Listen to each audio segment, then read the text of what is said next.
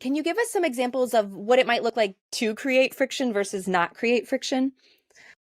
Sure. Anytime you're responding emotionally to misbehavior, like if there's some disrespect or talking back from a student, if you respond to that student, answer back to that student, or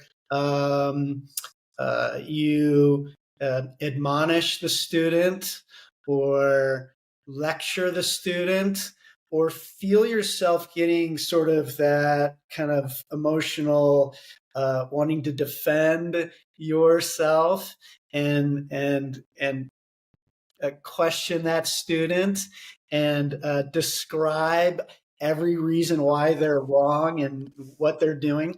Anytime you do anything like that, you're creating you're creating friction, and then you're increasing the chances of having more of that behavior.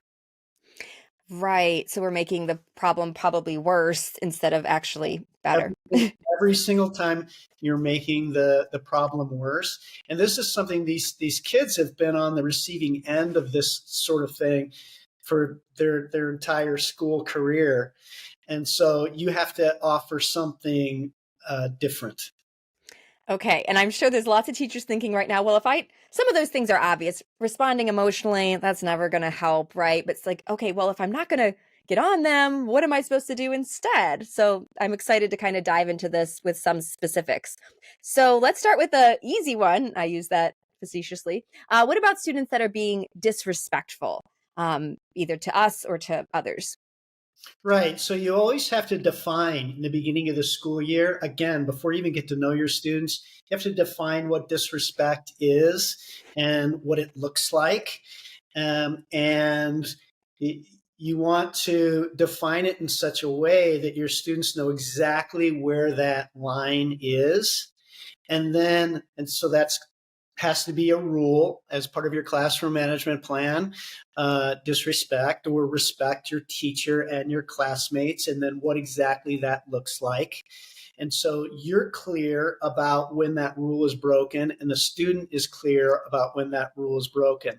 Now, even if you are really clear in defining that, there are students who don't always understand what disrespect is, so they'll uh, respond in a way to you that's clearly disrespectful, but they don't see it that way, which is really irrelevant because you're going to teach them by following your plan.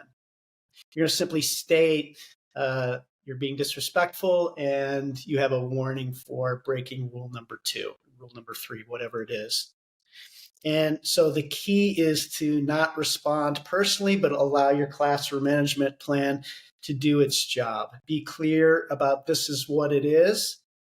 And it's not a debate on between the two of you on what disrespect looks like. You're the adult leader of the classroom and you know what it is. And so you define it as such, say that it is, and then you follow through with a consequence. And that's it.